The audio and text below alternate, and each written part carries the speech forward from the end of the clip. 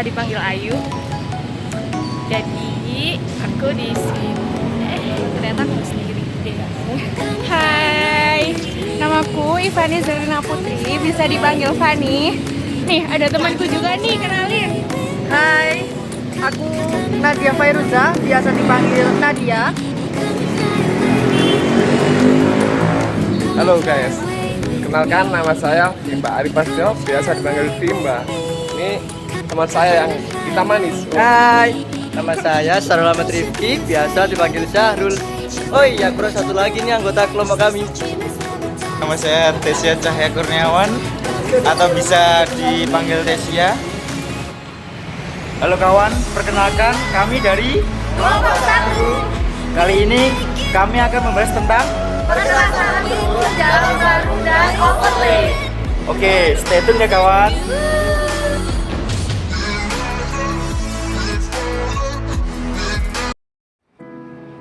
Halo semuanya. Yuk kita bahas tentang jalan raya. Nah, jalan raya itu punya dua klasifikasi, yaitu jalan khusus dan jalan umum. Yang pertama, jalan khusus itu jalan yang dibangun oleh instansi, badan usaha, perseorangan, atau kelompok masyarakat. Lalu, jalan umum adalah jalan yang diperuntukkan bagi kepentingan umum. Contohnya itu adalah jalan tol. Untuk jalan umum dibedakan menjadi beberapa klasifikasi. Yang pertama, sistem. Itu ada sistem jaringan jalan primer dan sekunder. Yang kedua, dari status, ada jalan nasional, provinsi, kabupaten atau kota, dan jalan desa. Yang ketiga, dari fungsinya, ada arteri, kolektor, lokal, dan lingkungan. Untuk yang terakhir, ada kelas jalan 1, 2, 3A, 3B, dan 3C. Dan ini adalah jalan arteri di Kota Malang, yaitu berada di Jalan Soekarno-Hatta, tepatnya berada di depan kampus Politeknik Negeri Malang. Nah, kalau ini adalah jalan kolektor di Kota Malang, yaitu di Jalan Kalpataru. Oke guys, kali ini kita akan bahas perkerasan lentur untuk jalan baru dan overlay. Stay tune. Halo guys, kali ini kita akan membahas tentang jalan kolektor. Kalian tahu nggak sih apa itu jalan kolektor? Nah, sebelum lanjut, jalan kolektor itu terbagi dari dua, yaitu jalan kolektor primer dan jalan kolektor sekunder. Nah, kita kali ini membahas tentang jalan kolektor primer yang berada di Jalan Kalpataru. Apa sih jalan kolektor primer itu? Nah, yaitu ruas jalan yang menghubungkan antar kota kedua dengan kota jenjang kedua, atau kota jenjang ke-1 dengan kota jenjang ketiga. Nah, jika ditinjau dari peranan jalan, maka persyaratan yang harus dipenuhi oleh jalan kolektor primer yaitu 1. Kecepatan rencana lebih dari 40 km per jam. Yang kedua, lebar badan jalan lebih dari 7 meter. Yang ketiga, kapasitas jalan lebih besar atau sama dengan volume lalu lintas rata-rata. Yang keempat, jalan masuk dibatasi secara efisien sehingga kecepatan rencana dan kapasitas jalan tidak terganggu. Yang kelima, tidak boleh terganggu oleh kegiatan lokal ataupun lalu lintas lokal. Dan yang keenam, jalan kolektor primer tidak terputus walaupun memasuki daerah kota. Nah, setelah kita membahas tentang jalan kolektor primer, kali ini kita akan membahas tentang jalan kolektor sekunder yang berada di Jalan Cengger Ayam. Apa sih jalan kolektor sekunder itu? Yaitu ruas jalan yang menghubungkan kawasan sekunder kedua dengan kawasan sekunder lainnya, atau menghubungkan kawasan sekunder kedua dengan kawasan sekunder ketiga. Nah, Jika ditinjau dari peranan jalan, maka persyaratan yang harus dipenuhi oleh jalan kolektor sekunder adalah yang pertama, kecepatan rencana lebih dari 20 km per jam. Dan yang kedua, lebar jalan lebih dari 7 meter. Nah, jadi itulah antara pengertian jalan kolektor primer dan jalan kolektor sekunder. Oke guys, selanjutnya kita akan membahas tentang perkerasan lentur. Apa sih perkerasan lentur itu? Nah, yaitu struktur perkerasan yang sangat banyak digunakan dibandingkan dengan struktur perkerasan kaku. Struktur perkerasan lentur dikonstruksi baik untuk konstruksi jalan. Nah, apa sih tujuan struktur perkerasan jalan? Yaitu 1. Agar di atas struktur perkerasan itu dapat dilalui setiap saat. Oleh karena itu, lapis permukaan perkerasan harus kedap air untuk melindungi lapis tanah dasar, sehingga kadar air lapis tanah dasar tidak mudah berubah. Yang kedua, untuk mendistribusikan beban terpusat, sehingga tekanan yang terjadi pada lapisan tanah dasar menjadi lebih kecil. Yang ketiga, untuk menyediakan kekesatan agar aman. Oleh karena itu, permukaan perkerasan harus kasar, sehingga mempunyai koefisien gesek yang besar antara roda dan permukaan perkerasan. Dan yang terakhir, untuk menyediakan kerataan agar nyaman. Oleh karena itu, permukaan harus rata, sehingga pengguna tidak terguncang pada saat lewat pada perkerasan jalan. Nah, dan yang terakhir kita akan membahas tentang tebal lapis tambahan atau overlay. Apa sih overlay itu? Jadi, overlay merupakan lapis perkerasan tambahan yang dipasang di atas konstruksi perkerasan yang ada, dengan tujuan meningkatkan kekuatan struktur perkerasan yang ada, agar dapat melayani lalu lintas yang direncanakan selama kurun waktu yang akan datang. Oke kawan, jadi itulah video pembahasan dari kami. Jadi sebelum kita melakukan perencanaan perkerasan lentur, jalan baru dan overlay, yang pertama kita harus menyiapkan yang pertama lokasi. Terus yang kedua itu kita menentukan lebar jalannya berapa. Terus umur rencananya berapa, tipe jalannya apa, dan fungsi jalannya itu apa. Terus kita juga harus nyiapin data LHR, data CBR, sama data curah hujan. Oke, sebelum kita melakukan perencanaan perkerasan lentur, jalan baru, dan overlay, yang pertama kita harus menentukan lokasi. Yang kedua, ukuran jalannya, panjangnya berapa, lebarnya berapa. Terus umur rencana kita mau berapa tahun. Habis itu kita menentukan tipe jalannya itu apa, terus fungsi jalannya itu apa. Terus yang kedua kita harus nyiapin data. Yang pertama data lalu lintas yang kita dapetin dari hasil kita survei di jalan. Yang kedua data CBR, dan yang ketiga itu data curah hujan. Oke, sebelum kita memulai melakukan perencanaan perkerasan lentur, jalan baru dan overlay, kita harus menyiapkan dulu lokasinya di mana. Terus ukurannya buat panjangnya berapa, lebarnya berapa, umur rencana berapa tahun, habis itu tipe jalan, fungsi jalan. Terus yang kedua kita harus menyiapkan data, yang pertama data lalu lintas, yang kedua ada data CBR, dan ketiga ada data curah hujan. Untuk contohnya, dalam perencanaan kelompok kami, lokasinya berada di Jalan Jarakan sampai batas Pacitan. Panjangnya 5 km, lebarnya 7 meter, umur rencana 10 tahun, untuk tipe jalannya 2 lajur, 2 arah, tidak terbagi, dan fungsi jalannya kolektor. Selanjutnya untuk data lalu lintas didapatkan dari hasil survei di jalan. Untuk misal kendaraan ringan, bis, truk, dan kendaraan yang lain, kita catat hasil surveinya berapa.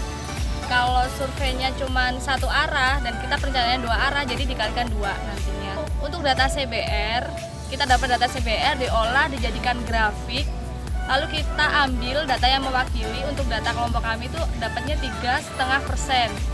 Dan selanjutnya data curah hujan. Untuk data curah hujan itu ada rumusnya, kita ambil curah hujan rata-rata. Rumusnya adalah curah hujan 1 tahun dibagi bulannya itu ada berapa dalam setahun. Kita dapatnya 339,132 mm. Dari nilai rata-rata tadi bisa dikategorikan iklim I lebih kecil dari 900 mm per tahun. Setelah kita mengetahui data-data perencanaan jalan kantor, selanjutnya kita menghitung LHR. LHR itu adalah pertumbuhan lalu lintas harian. Nah, dalam perencanaan kita, LHR diketahui pada tahun 2016. Nah, LHR pada tahun 2016 itu dengan kendaraan ringan 2 ton 1.608, lalu bus besarnya 12 kendaraan, kendaraan menengah beratnya 339 kendaraan, dan truk besarnya 353. Lalu kita menghitung LHR pada tahun 2018 terlebih dahulu. Nah, lalu setelah kita menghitung kendaraan pada tahun 2018, kita menghitung juga pada tahun 2028. Kenapa tahun 2028? Karena umur rencananya kita itu 10 tahun. Nah, selanjutnya kita masuk ke rumus pertumbuhan lalu lintas itu sendiri. Pertama, kita hitung pada tahun 2018. Nah, rumusnya itu 1 plus I pangkat N. Nah, I-nya itu pertumbuhan lalu lintas itu sendiri untuk setiap kendaraan. Lalu N-nya itu adalah selisih tahunnya. Jadi pada tahun 2018 dikurangi 2016 itu 2 tahun. Jadi kalau kita menghitung LHR pada tahun 2018, misalnya nih, kendaraan ringan pada tahun 2016 kan 1.608.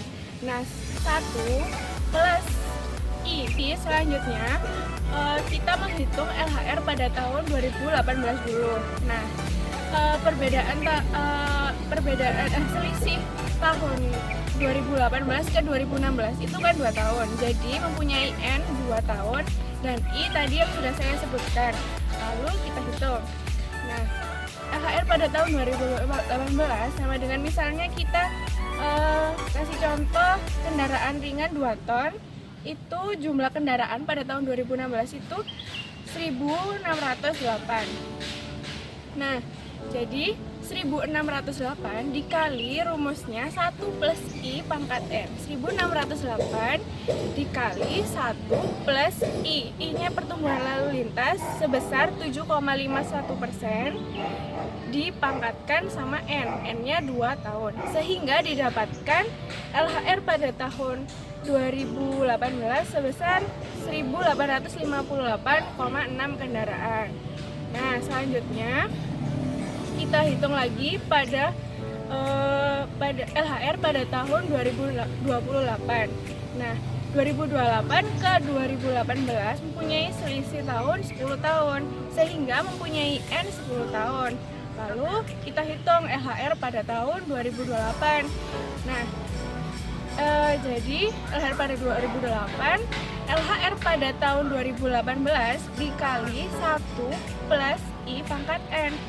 Jadinya LHR pada tahun 2018 itu, misalnya kita ambil kendaraan ringan 1.858,6 dikali 1 plus I-nya kendaraan ringan sebesar 7,51%, lalu dipangkatkan sama N, N-nya 10%, sehingga didapatkan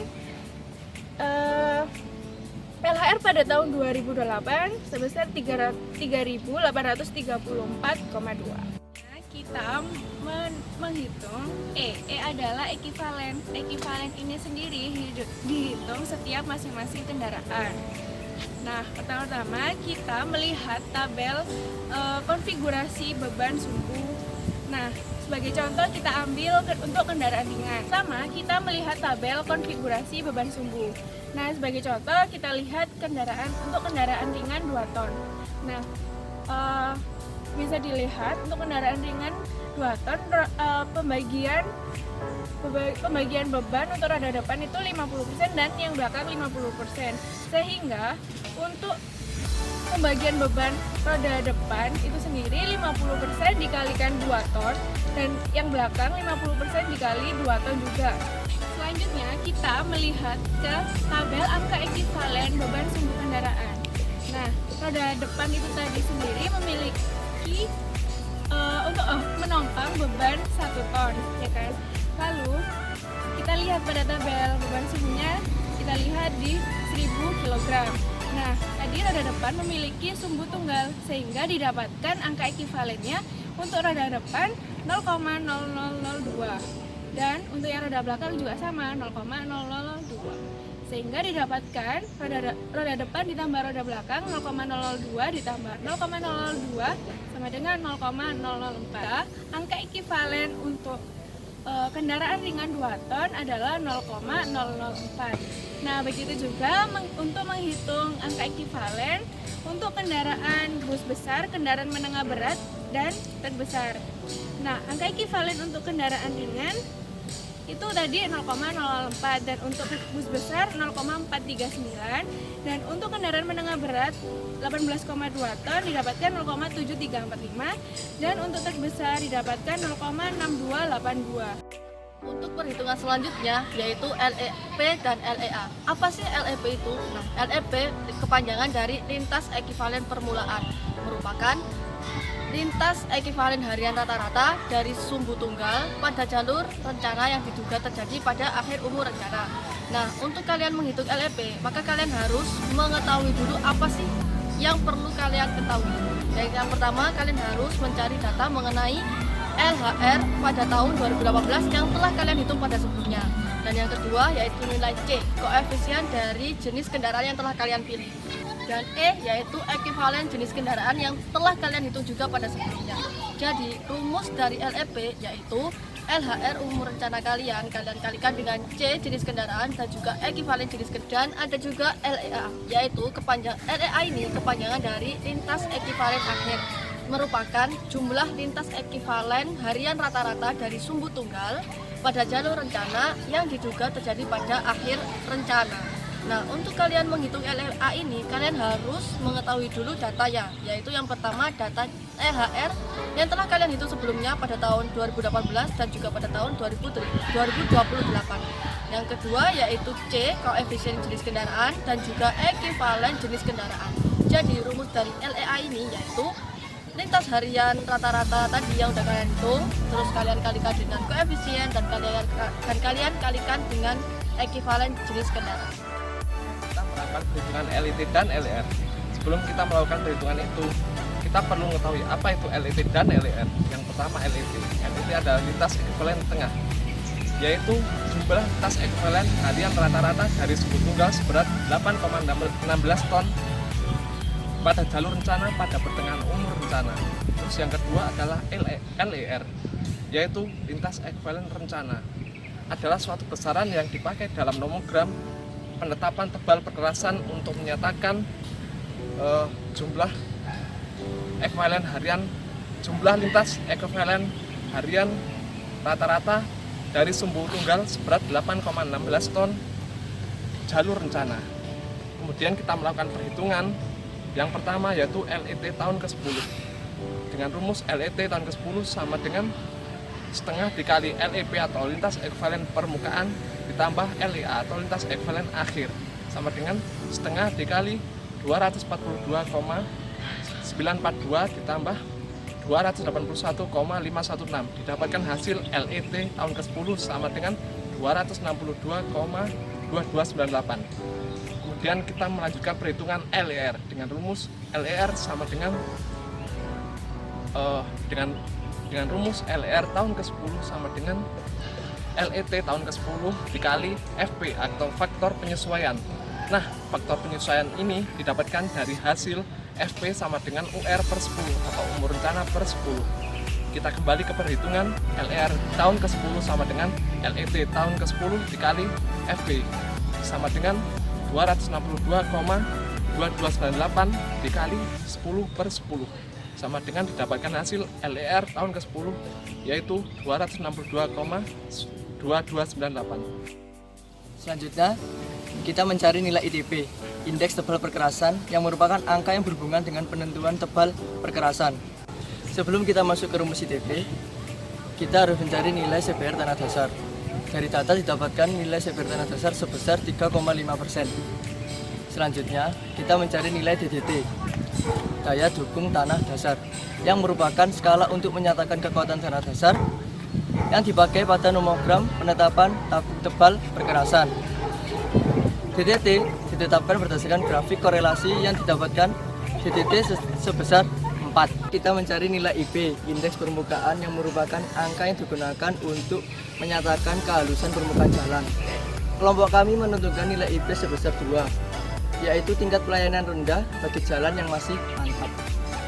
Selanjutnya kita mencari nilai FR, faktor regional, yang merupakan faktor setempat yang memengaruhi keadaan pembebanan, daya dukung tanah dasar, dan perkerasan seperti keadaan lapangan dan iklim.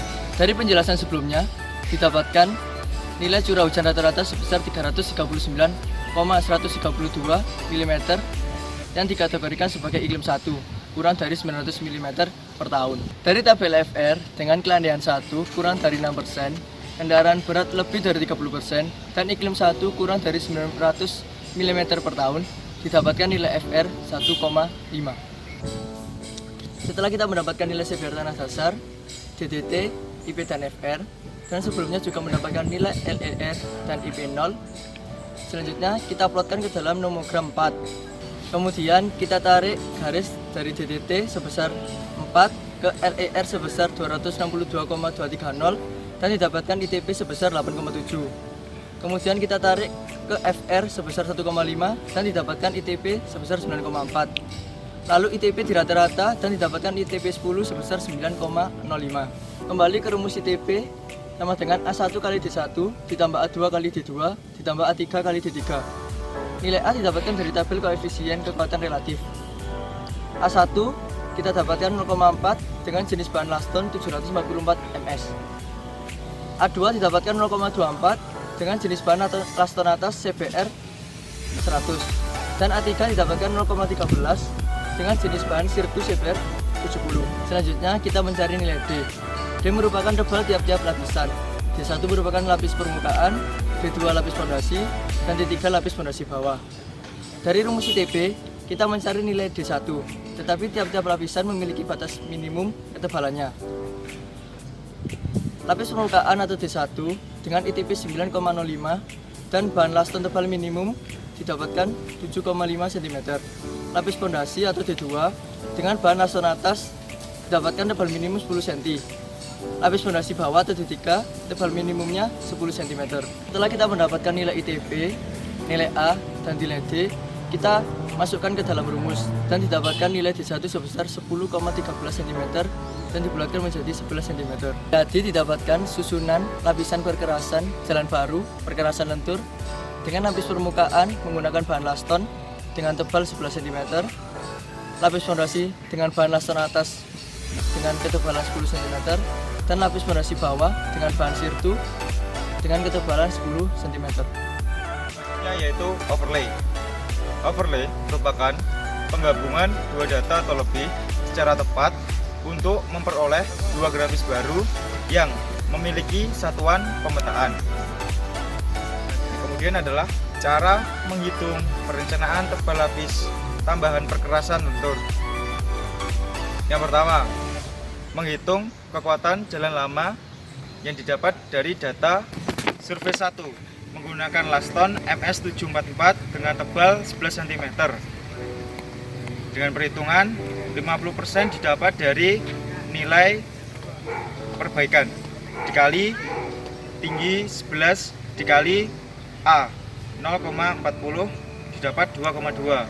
Surface 2 menggunakan plaston dengan tebal 10 cm dengan perhitungan 100% dikali tinggi 10 dikali A didapat 0,24 dengan hasil 2,4. Surface 3 menggunakan bahan sirtu CBR 70 dengan tebal 10 cm dihitung 100% dikali tinggi 10 dikali A 0,13 didapat 1,3. Jadi ITP didapat 5,9. Kemudian menghitung umur rencana perkerasan jalan 10 tahun. Dengan rumus delta ITP sama dengan ITP 10 didapat 9,05 dikurangi ITP didapat 5,9 dengan hasil 3,15. Jadi 3,15 sama dengan 0,14 D1.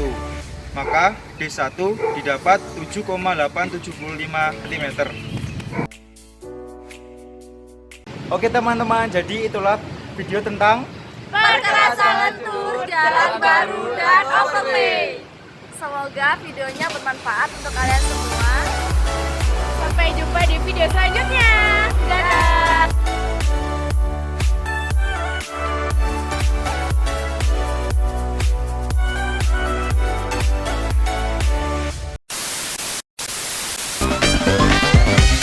Hai, namaku Ivani Zina Putri, bisa dipanggil Fani. Temanku. Hai, aku Nadia Fairuza. Ini tadi. Teman saya.